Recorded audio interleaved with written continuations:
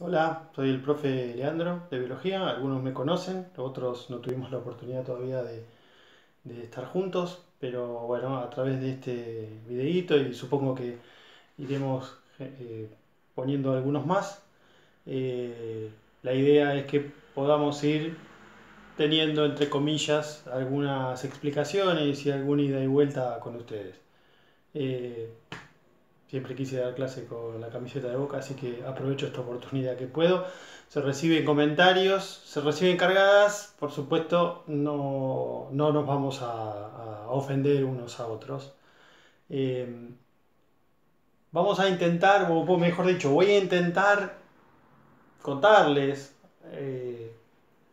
un poquito más acerca de lo que venimos trabajando, acerca de cómo se originó la vida en el planeta. Nosotros vimos ya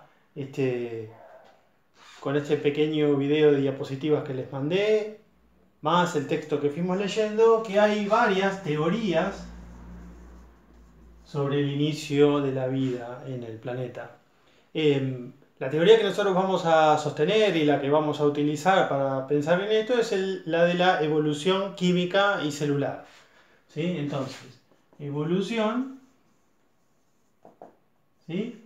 En general lo tomamos como cambio. Si algo evoluciona, quiere decir que cambia. No siempre quiere decir que la evolución es un cambio positivo, ¿no? A veces la evolución es un cambio negativo. Nosotros lo vamos a tomar como cambio. Y entonces lo que vamos a tratar de explicar es qué es lo que cambia en este proceso del inicio de la vida en el planeta. Lo primero que va a decir la teoría de la evolución química y celular es que al principio aparecieron los átomos.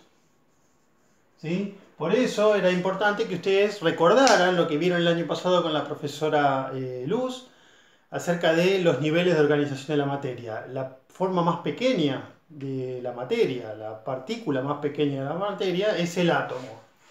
En segundo momento vamos a tener que los átomos se suman entre sí a otros átomos y se forman moléculas.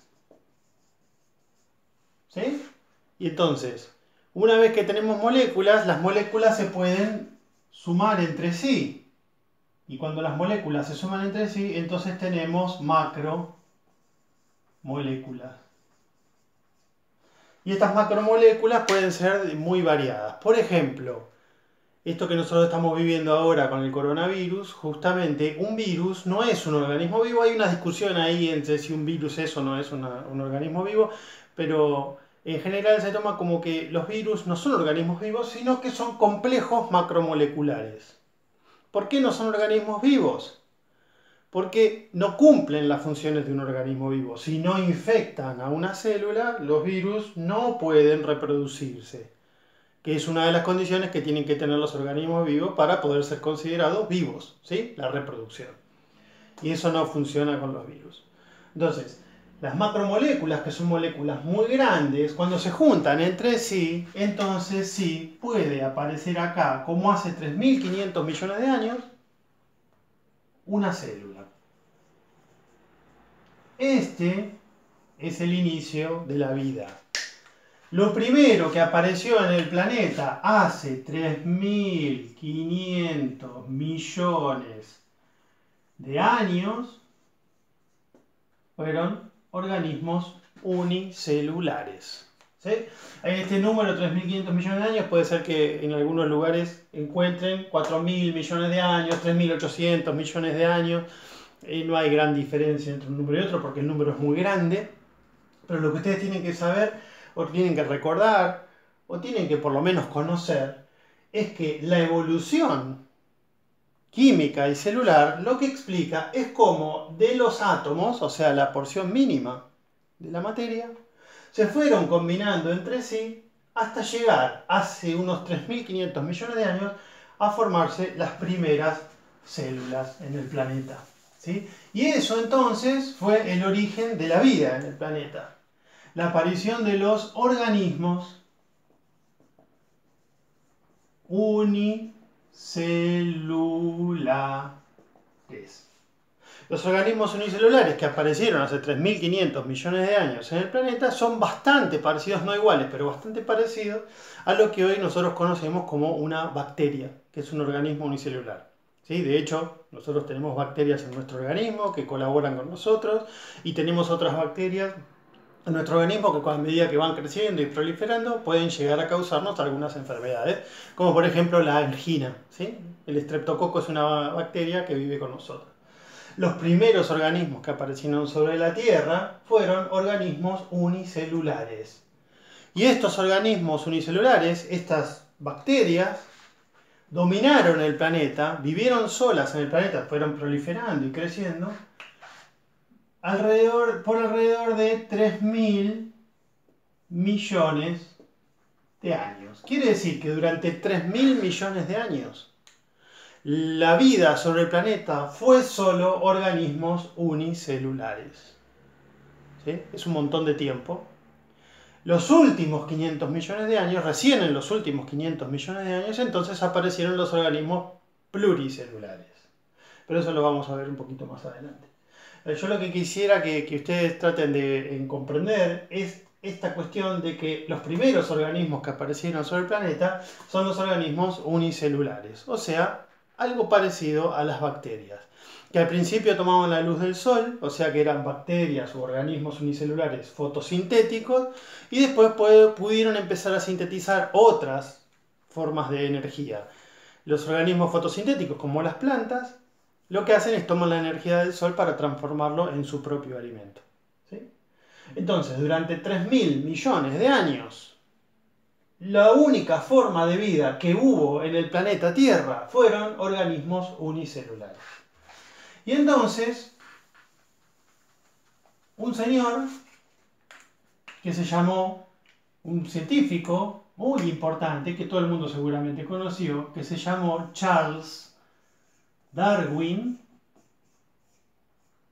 teniendo en cuenta esto, de que durante 3.000 millones de años solamente aparecieron sobre la Tierra organismos unicelulares, pensó algo que se conoce como teoría del ancestro común. ¿Y qué quiere decir la teoría del ancestro común? Muy simple. Si el primer organismo que apareció sobre la Tierra era un organismo unicelular, ese organismo unicelular dio origen a otras formas a otros organismos, a otras formas de vida. Y estas formas de vida dieron origen a otras formas de vida. Y así, durante 3.500 millones de años, las formas de vida se fueron diversificando. ¿Diversificando qué quiere decir? Que fueron generando más diversidad. Diversidad quiere decir distinto, ¿sí? Distinto, quiere decir que hay muchas formas de vida distintas. Si uno saca la cabeza por la ventana, ahora que no podemos salir, seguramente vamos a ver un montón de formas de vida. Podemos ver formas de vida como hormigas, arañas, langostas, sapos, cucarachas. Si miramos las plantas podemos ver un rosal, podemos ver un árbol, podemos ver diferentes tipos de árboles, podemos ver claveles del aire, esas plantas que salen en los cables. Podemos ver personas, podemos ver perros, gatos, ratas. ¿Sí? En todas las formas de vida se ve la diversidad. ¿Sí? Después están las formas de vida que no podemos ver, como las bacterias, ¿sí? Como los organismos pequeñitos que no son observables. Entonces, la diversidad, ¿sí?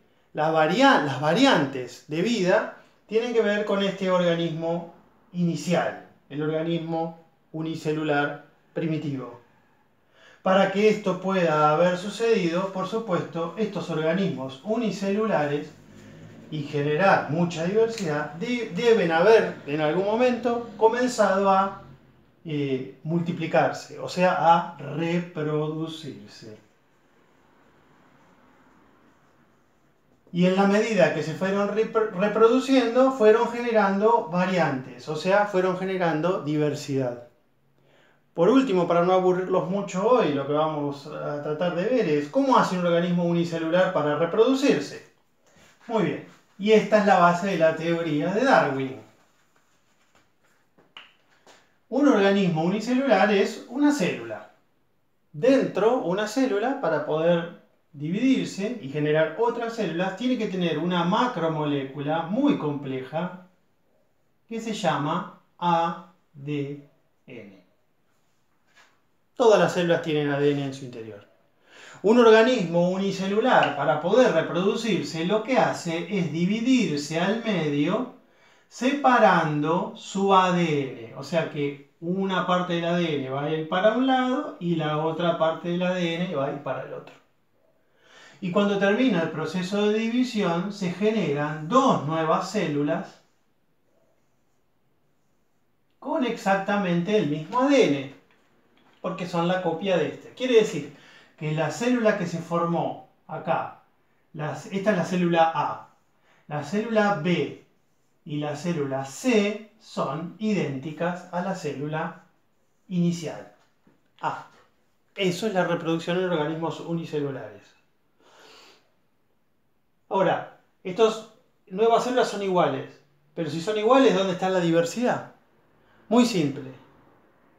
A medida, durante estos 3.000 millones de años, estos organismos que se fueron reproduciendo, muchas veces en la reproducción se generaron dificultades, ¿sí? Por ejemplo, el ADN no se dividió de la manera exactamente idéntica, entonces se generaron células distintas. En este caso, en el caso de que haya habido una dificultad en la reproducción, entonces quiere decir que la célula B es distinta a la célula A, a la célula C, perdón, y al mismo tiempo distinta a la célula inicial.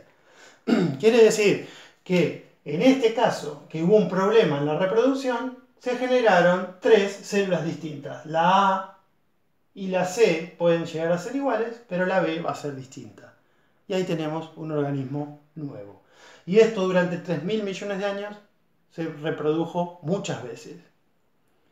A esto le llamamos mutación. Mutación. La mutación es un cambio en el proceso de reproducción. Cuando hay una mutación, hay un error en la reproducción. Y entonces las células que se generan no son iguales a las células primitivas. Y entonces la mutación en la reproducción es lo que permitió que se genere la diversidad. Y por eso Darwin pudo pensar en la teoría del ancestro común. ¿Qué quiere decir ancestro común? Que tenemos todos los organismos vivos, las plantas, los hongos, los animales, las bacterias, o sea, los organismos unicelulares, todos los seres vivos, todos los reinos, tenemos un ancestro, un antepasado común. Y ese antepasado común son los organismos unicelulares que se formaron por la combinación de elementos químicos hace 3.500 millones de años en la Tierra primitiva. Muy bien, no quiero aburrirlos más, sé que esto es un poco quilombado, pero de a poquito lo vamos a ir explicando mejor. Si alguno tiene alguna duda, puede, por supuesto, preguntar en el Classroom. Bueno, espero que no haya sido demasiado aburrido y nos vemos la próxima. Chao.